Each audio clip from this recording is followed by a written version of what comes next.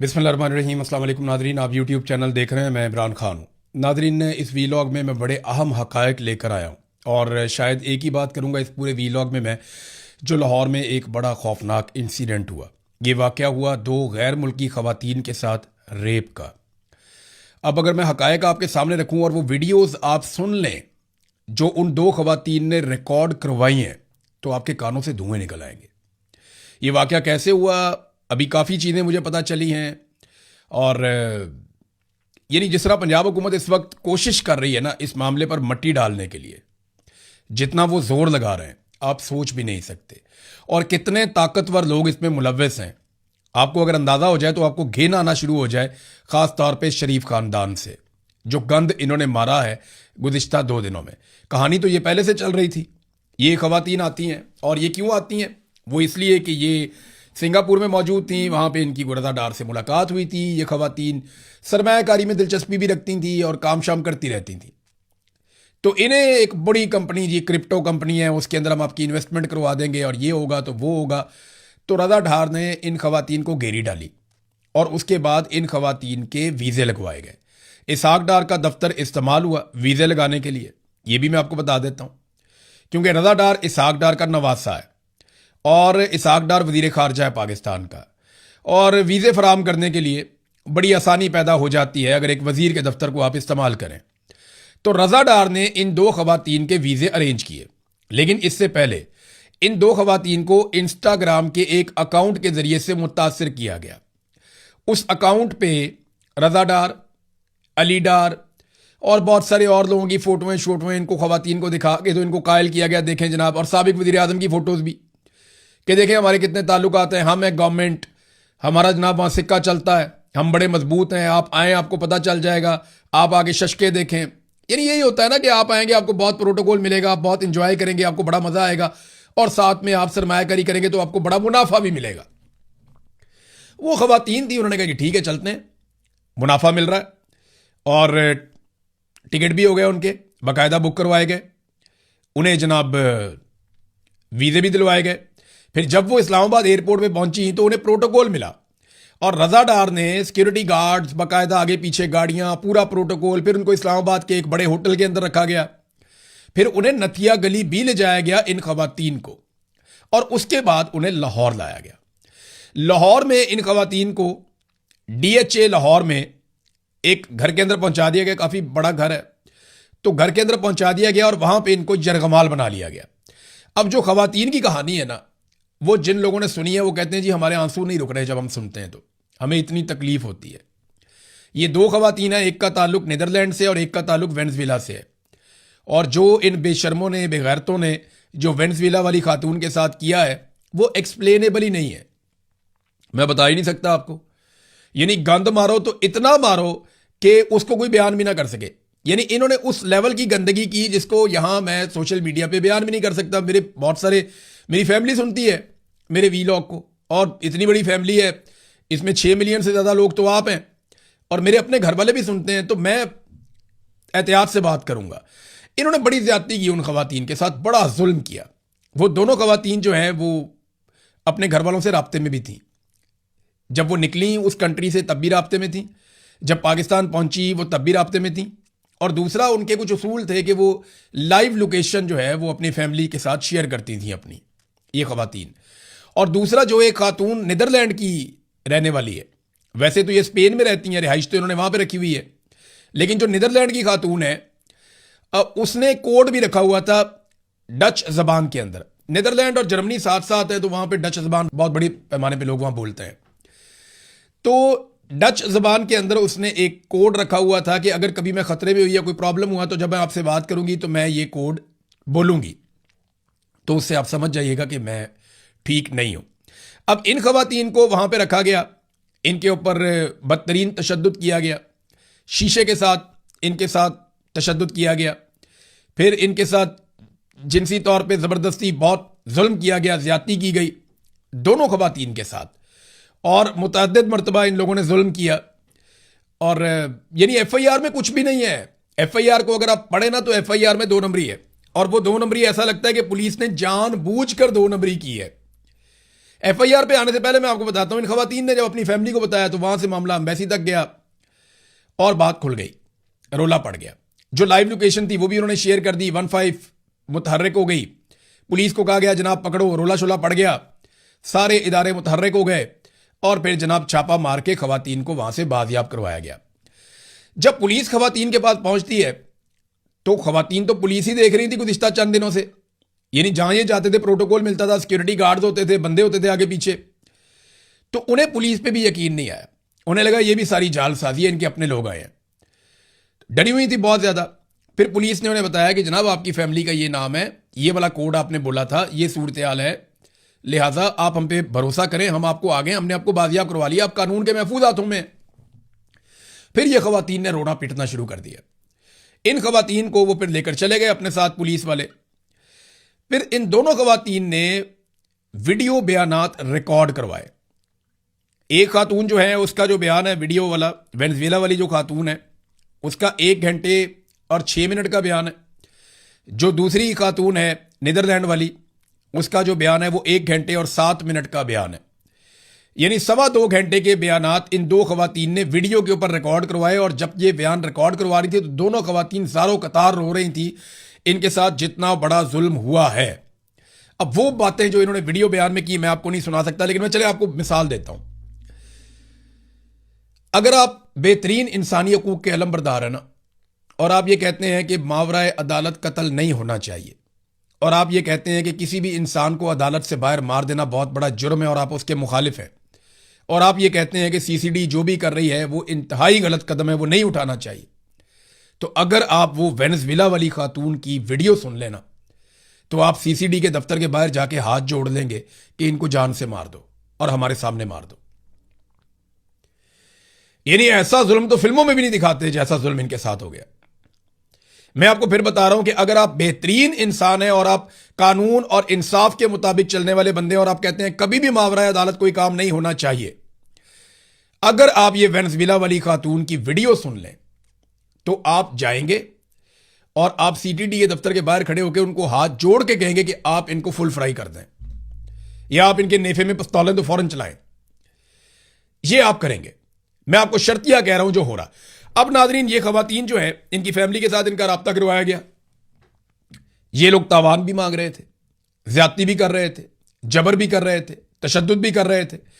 तो खवातीन ने जो मुकदमा दर्ज किया ना, मुकदमे में 2 चीजें बड़ी अजीबोगरीब की गई और उसके अंदर जो है ना वो एक DIG कामरान साहब का नाम लिया जाता है कि DIG कामरान फैसल साहब ये नून लीग के बहुत करीब हैं, नवाज शरीफ के, शहबाज शरीफ के बहुत करीब हैं, बड़े ख़ास लोगों में से हैं शरीफ ख़ानदान के। तो जो कामरान फैसल साहब हैं उनके बारे में ये एलिगेशन मुझे मल्टीपल सोर्सेज ने बताया कि उन्होंने FIR में झोल छुड़वाए हैं। और एक और बड़ी अजीबोगरीब हरकत की, एक SHO को भिजवा दिया आधी रात को कि जाके जज को उठाओ, खवातीन का फटाफट दफ़ा 164 का बयान ले और खवातीन को हम निकालें इस मुल्क में से, क्योंकि एम्बेसी का दबाव भी आ रहा था कि जितनी जल्दी होता है खवातीन को पाकिस्तान से बाहर निकालें। अब जनाब वो SHO उठता है, वो मुंह उठा के सीधा फरहाद जो है वो पहुंच जाता है जज साहब के अपार्टमेंट में। वो अपनी फैमिली के साथ अंदर सो रहे हैं। ये रात कोई 1:30-2 बजे के बीच में ये SHO वहां पहुंचता है, दरवाजा खटखटाता है और जज साहब को देख के पहचानता भी नहीं है। वो स्लीपिंग ड्रेस में बेचारे, आपको निकर पहनी होगी या कुछ और पहना होगा या धोती पहनी होगी, जज साहब जैसे भी थे। इन्होंने जाके वहां पे रोला डाल दिया, जज साहब चलें जी चलें, कपड़े पहने, DIG से बात करें, आप चलें, बयान करवाने हैं। जज साहब को गुस्सा चढ़ गया। जज साहब ने सुबह आके अदालत में पहुंचे जब सुबह, तो जजों ने हड़ताल कर दी, मजिस्ट्रेट्स ने। उन्होंने कहा जी ये क्या बदतमीजी है, ये तुम्हारी हरकतें कौन सी हैं? पहले तुम लोगों के घरों में घुसते थे, चादर और चारदीवारी का तकद्दुस पामाल करते थे, अब तुम जज के घर में घुस गए हो। वो SHO घुस गया 2 कांस्टेबल लेकर। तो DIG ने कहा जी अच्छा मैं मुतमईन करता हूं, मैं कोशिश करता हूं, कामरान फैसल ने, और उन्होंने मुअत्तल कर दिया। जज ने कहा नहीं मुअत्तल कोई नहीं, इसके ऊपर पर्चा दर्ज करो, ये मेरे घर के अंदर घुसा है। तो फिर जनाब SHO के ऊपर 452 का और 512B का जो है वो मुकदमा मुस्तफाबाद थाने में दर्ज कर दिया गया, जहां पे जज साहब का अपार्टमेंट था। तो अब ये नादरीन कार्रवाई पुलिस ने डाली कि आधी रात को जज को उठा के लाओ ताकि हम फटाफट खवातीन के अपनी मर्जी के 164 के बयानात करवाएं और बस निकालें, सारा मामला इधर रफा दफा करें। एक तो ये कार्रवाई डाली गई, वो उल्टी पड़ गई, जज खड़े हो गए और जजों ने स्टैंड ले लिया। फिर इन्हें माफ़ी भी मांगनी पड़ी, मुअत्तल भी करना पड़ा। मुकदमा भी दर्ज करना पड़ा, लेकिन मामला आया गया, हो जाएगा। ये एसएचओ को कुछ नहीं होगा, डीआईजी साहब इसको बचाएंगे। जिनके कहने पे, डीआईजी के और एसएसपी के कहने के ऊपर उन्होंने ये सारा काम किया, तो इनको बचाया भी जाएगा, उनकी जिम्मेदारी है। अब नाजरीन, मामला एक एफआईआर का है। एफआईआर के ऊपर अगर आप देखें तो एफआईआर में दो चीजें बड़ी अहम है। नंबर एक, बॉस का नाम नहीं है कहीं पे कि बॉस कौन है। वो खवातीन कहती हैं जी एक बॉस है जो एक और आदमी है, लेकिन बॉस कौन है पुलिस ने अभी तक नहीं बताया। पुलिस को चाहिए था ना कि जो बंदे पकड़े हैं उनको मार कूट के चपेड़े मार के पूछे कि भी बताओ बॉस कौन है, किसी भी तरीके से पूछे, बताओ भी बॉस कौन है, उसका नाम लो, कौन है वो बंदा जो इतना ताकतवर है जिससे सारे डर रहे थे तुम लोग, बताओ कौन है बॉस, कैसी उसकी शक्ल है। और उसकी तस्वीर लेके फिर दिखाते खवातीन को, वहां से पूछते जी यही है, वो कहती हाँ यही है, लेकिन ये काम हम कर देंगे। वो खवातीन बाहर ही आएंगी दुनिया में कहीं ना कहीं, तो हम उन्हें वो तस्वीर दिखा देंगे बॉस की, क्योंकि बॉस कौन है वो मैं आपको आइडिया हो जाएगा। अभी नाम मैं अभी नहीं लूंगा, लेकिन आपको आइडिया हो जाएगा बॉस कौन है। तो नाजरीन, ये जो रजा डार है, इसके बारे में वहां पे एक जुमला लिखा गया, ओनली का लफ्ज इस्तेमाल किया गया कि इसने सिर्फ धमकाया, जानबूझकर ऐसा लफ्ज इस्तेमाल किया गया ताकि तशद्दुद और जबर में से और जो बाकी जुल्म और ज्यादती है उसमें से इसको निकाला जा सके कि 4, 5, 6 दिन गुजर जाएंगे तो हम तुझे भी निकाल लेंगे, जैसे हमने जज मोहम्मद आसिफ के बच्चों को निकाला था। तो नाजरीन, ये लड़कियां जो हैं वो हर चीज अपने घर वालों से शेयर करती थी, इसकी वजह से इनकी बचत हुई है। फिर इसके घर वाले जो हैं वो पीछे तक पहुंचे और उन्होंने लड़कियों को बाजियाब करवाने के लिए पुलिस को जो जो उनके पास सपोर्ट थी उन्होंने दी। अब लड़कियों ने बयानात रिकॉर्ड करवा दिए, एम्बेसी का दबाव था कि फौरी तौर पे इनको निकाला जाए। लड़कियों ने एक दफा 164 का बयान रिकॉर्ड करवाया, और ये बयान आप याद रखिएगा, दफा 164 होता है कि जो आपके ऊपर बीती है ना, आप मजिस्ट्रेट के सामने खड़े होकर हल्फन आप वो बयान दे देते हैं, आप बता देते हैं कि जनाब ये हुआ है, असल हकीकत ये और ये मेरे साथ किया गया। और ये बयान बड़ी अहमियत रखता है किसी भी मुकदमे में। तो दफा 164 का बयान लड़कियों ने रिकॉर्ड करवाया सगीर अहमद मजिस्ट्रेट साहब के सामने, लेकिन दफा 164 के बयानात को सील कर दिया गया। ये नहीं होता, दफा 164 का बयान सील नहीं हुआ करता, लेकिन इस दफा 164 के बयान को सील कर दिया गया। क्या वजह है? वजह क्या है? आप क्या छुपाना चाहते हैं?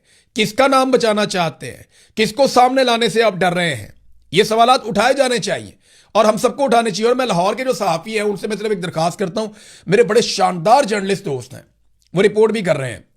हमारे दोस्त हैं अशफाक साहब, बड़े अच्छे जर्नलिस्ट हैं, कोर्ट रिपोर्टर हैं, हमारे हाई कोर्ट के सदर भी थे पहले, अभी भी शायद वही होंगे, मैं माजरत चाहता हूं अगर अभी भी हैं तो मैं भूल गया। लेकिन अशफाक भाई ने अली डार का नाम लिख दिया, जो इसाक डार का बेटा है, शायद गलती से लिख दिया होगा अली डार का नाम। एक ट्वीट में पढ़ रहा था, ये मेरे सामने पड़ी हुई है, यहां पे उन्होंने अली डार लिख दिया एक जगह पे। तो ये मैं पढ़ता हूं आपको जुमला, मुतासिरा खवातीन गैर मुल्की हैं, अली डार का मुकदमे में नामजद किया प्रोसिक्यूटर। तो अली डार का नाम गलती से शायद उन्होंने लिख दिया, लेकिन बॉस कौन है? ये कौन है बॉस? ये बॉस बहुत ताकतवर है और ये बॉस इन सारों को डील कर रहा था। ये सारे उससे डरते थे और उससे मगलूब रहते थे, ये खवातीन ने बताया है।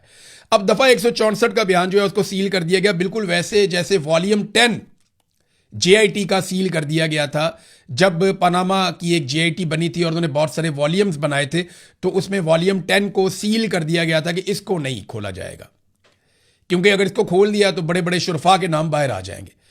तो ये जनाब जो 164 का बयान है, दो खवातीन का, और ततीमा बयान, ये भी याद रखिएगा, ततीमा बयान भी पुलिस ने खुद ही मैनेज किया है, ये भी मैं आपको बता दूं। और मेरी जो रिपोर्टर्स हैं लाहौर के, जो कोर्ट रिपोर्टर्स हैं ख़ास तौर पे, उनसे गुजारिश है कि वो चेक करें कि ये जो बंदे अदालत में पेश किए गए ये वही बंदे हैं, सिर्फ चेक कर लें, मैं और कुछ नहीं कह रहा।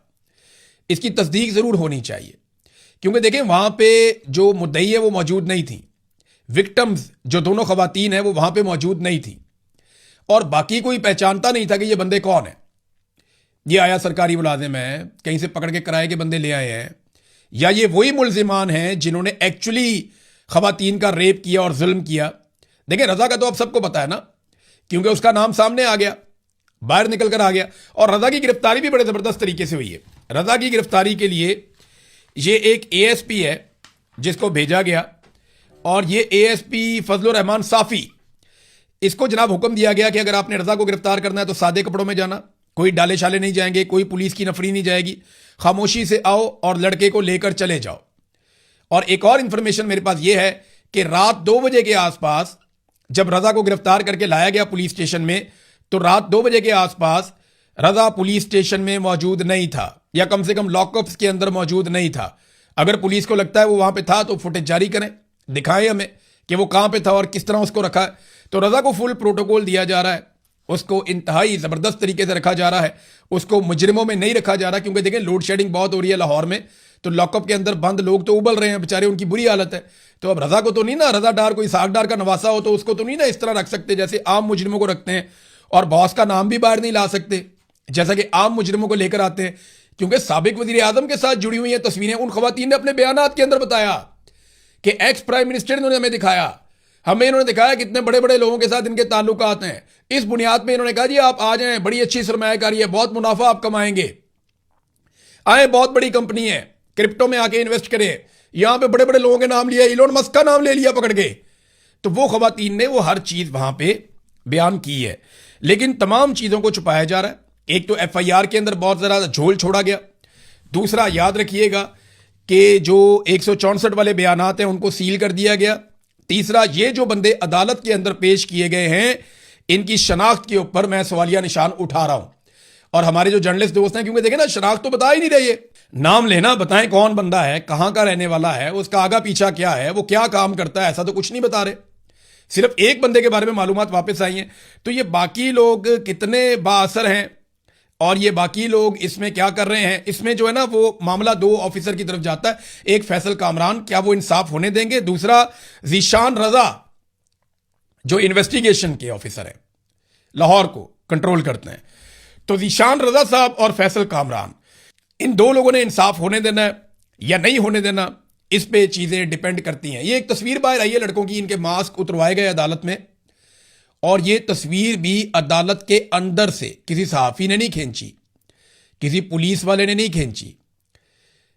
मुझे खुशी है कि जुडिशरी में इतनी जान तो बाकी है कि वो कम से कम चीजों को एक्सपोज करना चाहते हैं। तो ये जो मुल्जिमान जिनकी तस्वीरें आई हैं, ये तस्वीरें और बॉस की तस्वीर इन खवातीन को जरूर दिखाई जाएगी और इनसे पूछा जाएगा कि पहचानिए कि क्या यही वो लोग हैं। और जैसे ही कंफर्मेशन आएगी तो आपको लग पता जाएगा ये कितना बड़ा जुर्म और जुल्म हुआ है और कौन लोग इसके पीछे हैं। एक और चीज नादरीन मैं आपको बताता हूं, ये आप देखें मरियम नवाज का स्टेटमेंट पढ़ के ना तो मैं भी परेशान हो गया था कि कहना जैसे वाकयात होते हैं तो मुझे रात को नींद नहीं आती। काना में एक गरीब आदमी था, उसको रेडी नहीं दी मरियम नवाज की हुकूमत ने, और वो बहुत ही गरीब था, उसकी छत कच्ची थी, उसकी बीवी बच्चों को ट्यूशन पढ़ाती थी, छत गिर गई, बीवी भी जख्मी हो गई, बच्चे फौत हो गए। बहुत अफसोसनाक और तकलीफ देह वाकया है। मरियम नवाज को नींद नहीं आती, जिम्मेदार कौन है? अभी आज 40 लोग जोब रोड के ऊपर, पूरी बस गिरी है, उसमें 40 लोग जाँ बहक हो गए, सफर करने के लिए जा रहे थे 40 लोग, जोब रोड बलूचिस्तान। हुकूमती नाअहली है ना, दूसरे वाकये में भी हुकूमती नाअहली है, लेकिन जो असल जुल्म और जबर हुआ लाहौर के अंदर, उस पर मोहतरमा को नींद आ जाती है, उस पर ना कोई स्टेटमेंट, ना कोई बातचीत। सीसीडी से मैं पूछना चाहता हूं कि यार तुम लोग तो नेफे में पिस्तौल लेके फिरते हो, यानी सीसीडी का पिस्तौल गरीब के नेफे में ही चलता है, कमजोर के नेफे में ही चलता है। ताकतवर मुजरिम आ जाएगा तो सीसीडी का पिस्तौल जो है वो वहां पे नहीं चल सकता ताकतवर के नेफे में। वहां पे तुमसे फुल फ्राई या हाफ फ्राई नहीं होता ना, गरीब आदमी है चाहे मुजरिम है, तो वहां पे आप लोग कर देते हैं कार्रवाई अपने नंबर पूरे करने के लिए। लेकिन जहां अमीर आदमी आ जाता है वहां पे तुम लोग बन जाते हो चापलूस। तो नाज़रीन मेरी ये गुजारिश है, ये कोई पाकिस्तान की शक्ल या पाकिस्तान का असल चेहरा नहीं है, हम इतने बुरे लोग नहीं हैं। ये हमारे हुक्मरान बड़े बेगैरत और बेशरम लोग हैं, और इनको लाने वाले मिलिट्री एस्टेब्लिशमेंट वाले उनसे बड़े बेशरम लोग हैं जिन्होंने लाके इनको कौम के ऊपर मुसल्लत किया, और ये इस तरह के कारनामे करके पाकिस्तान की नेक नामी के झंडे पूरी दुनिया में गाड़ रहे हैं। क्या हिम्मत जाएगा यूरोपीय यूनियन में और लैटिन अमेरिका में और दुनिया भर में पाकिस्तान का, जब ये खवातीन बाहर जाएंगी और ये स्टोरी छपेगी अखबारात के अंदर, जरीदों के अंदर। शर्म आनी चाहिए इनको लाने वालों को भी, और ये जो लाए गए हैं इनको तो डूब के मर जाना चाहिए। अब तक के लिए इतना ही, अपना ख्याल रखिएगा, अपने चैनल का भी। अल्लाह हाफ़िज़।